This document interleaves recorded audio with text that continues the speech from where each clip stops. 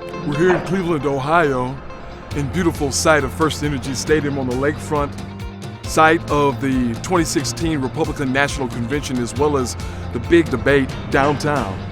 I used to work right over my shoulder in Tower City.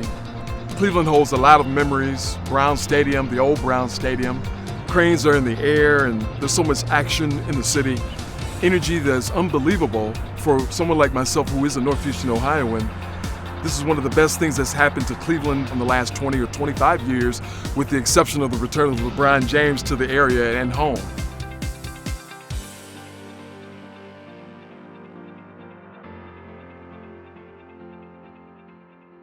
In coming here, Reince Priebus and the RNC made a decision that they weren't just going to write off Cleveland and cities like it around this country, just the opposite. This has been a great year for Cleveland, having LeBron back, and it kind of puts a spotlight on the rest of Northeast Ohio. The person who wins the presidency also wins Ohio, and you can't win the presidency without winning Ohio. They're bringing the debates here, they're bringing the convention here. I think it'll bring a lot of money here. When you have a bunch of visitors coming from outside the region, they bring their dollars into the economy and kind of create a stimulus in terms of what is going on locally. People have a tendency to come into Cleveland and support entertainment, they support drinking, they support eating, but they're not supporting the small business owner that owns retail and manufacturing.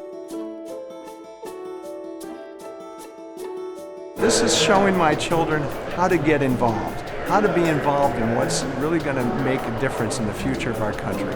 I started to volunteer for Mitt Romney when he ran for president. That was my first taste. So I think it affects my life, and I think it's even though I'm only 17, it's going to be my country. I have voted since I turned 18. Jesse Jackson ran for president when I turned 18, and I was like, oh, I'm doing this, because that was an accomplishment. When I was 16, that's when Obama when he first ran, and I was super into politics then. I was super inspired by him. We believe we're really Americans first. I mean, I'm 81 years old. You know, I'm down here at 11 o'clock at night. Sure, we're interested in this country. I love this country.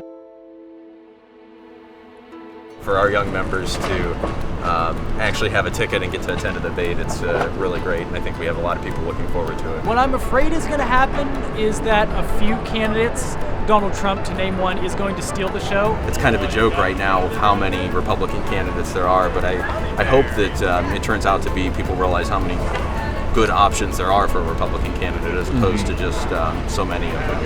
So. Not just what they're against, but I want to hear what they're for and what they bring to the table as far as how they're going to move our country forward. There's a lot of watch parties going on for people who couldn't make the debate, and there's also after parties following the debate. So it's pretty exciting to see this sort of turnout and this sort of organization of events for a political debate. You know that there's going to be a major debate tonight at the Q.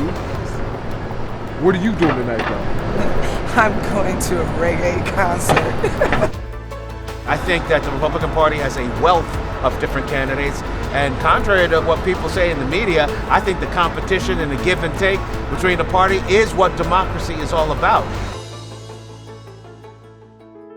The convention is not only a showcase for us, there's been so much great development in Cleveland. The flats, the corridor project, we have a lot of developments going on that's really been a tremendous asset for Cleveland. You'll see a few negatives like street closures and locals not being able to get into certain venues that they're used to attending and so forth. But overall, you will see a huge economic boost for the region. I think with Cleveland and all its developments within downtown Cleveland, I believe by next year it's going to be really super exciting. It'll feel great to those coming in from out of town, and it'll give those of us an opportunity to see how the Republican Party really moves and shakes. Just like Ohio, so Ohio goes, so goes the presidential election. Well, as Cleveland goes, is a bellwether for what people are thinking about and concerned about in every other city. The night of the first Republican debates is wrapping up, and it's been an exciting time for both myself and the city as we're looking at a new era going forward. Ohio is a battleground state, and Cleveland is the heart of it all. We've talked to a ton of people already, and we're going to talk to a bunch more. I can't wait to see how it comes out.